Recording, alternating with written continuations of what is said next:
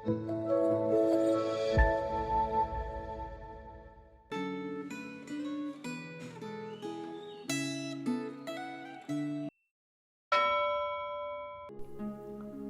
jemaat Tuhan.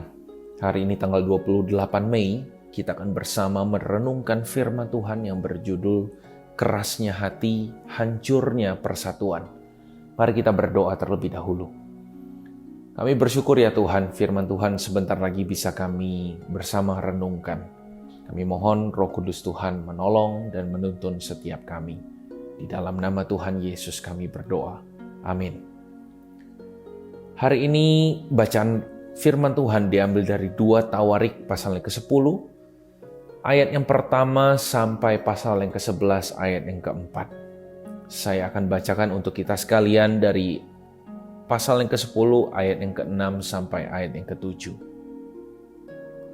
Sesudah itu Rehabeam meminta nasihat dari para tua-tua yang selama hidup Salomo mendampingi Salomo ayahnya. Katanya, "Apakah nasihatmu untuk menjawab rakyat itu?"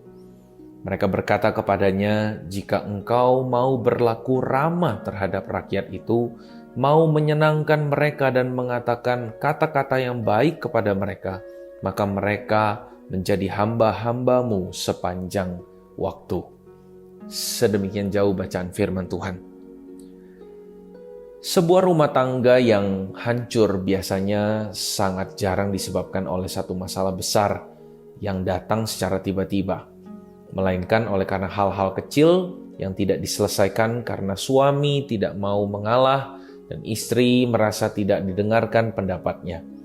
Masalah-masalah kecil yang tidak diselesaikan itu membuat hati keduanya mengeras dan hubungan merenggang. Pecahnya kerajaan Israel juga tidak disebabkan oleh munculnya musuh yang tangguh, melainkan karena Raja Rehabeam tidak mau mendengar permintaan rakyatnya dengan rendah hati. Jawaban arogan Raja Rehabeam menghancurkan persatuan yang telah dibangun selama puluhan tahun oleh raja-raja Israel sebelumnya. Dalam bacaan Alkitab hari ini, konflik muncul saat orang Israel datang kepada Raja Rehabeam, memohon agar kuk berat yang dibebankan oleh Raja Salomo kepada rakyat diperingan. Kata kuk berat menunjuk pada pajak yang terlalu tinggi, atau kerja paksa yang berat, atau keputusan lain yang memberatkan rakyat. Permohonan rakyat didengar oleh Raja Rehabeam. Setelah mendengar permintaan itu, Raja Rehabeam meminta masukan dari 2 kelompok penasehat, yaitu para tua-tua dan para orang muda. Nasihat yang diberikan kedua kelompok itu saling bertolak belakang.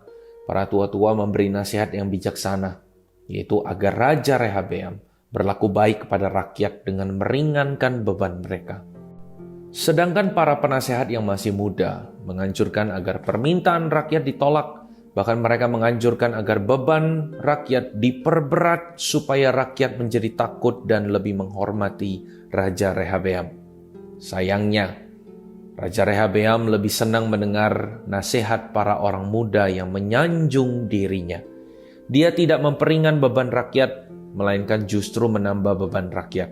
Keputusan raja ini menimbulkan pengergolakan dan perlawanan dari rakyat.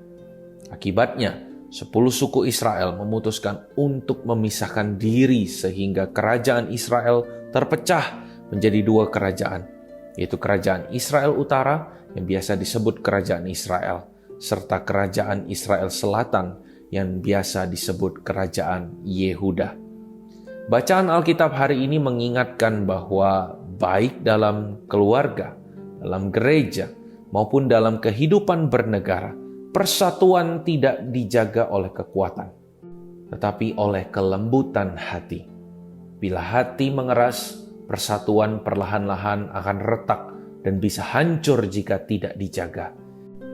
Milikilah kelembutan hati dalam relasi dengan sesama, khususnya dengan saudara seiman, agar dunia mengetahui bahwa kita adalah anak-anak Allah, yaitu bila kita saling mengasihi di dalam kesatuan tubuh Kristus untuk kemuliaan Allah yang telah menyelamatkan dan mempersatukan kita.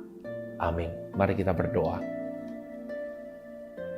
Tuhan, kami bersyukur untuk firman Tuhan yang kembali mengingatkan dan menegur kami. Mungkin hati kami selama ini berkeras ya Tuhan, terhadap sesama, terhadap keluarga, bahkan mungkin terhadap orang-orang terdekat kami. Tanpa kami sadari, kami menyakiti hati mereka dan kami menimbulkan perpecahan.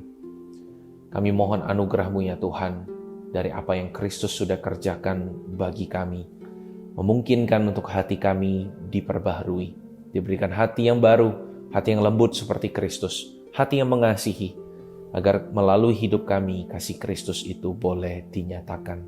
Mohon anugerah-Mu menolong setiap kami ya Tuhan. Di dalam nama Tuhan Yesus kami berdoa. Amin. Sampai jumpa di renungan selanjutnya. Tuhan Yesus memberkati.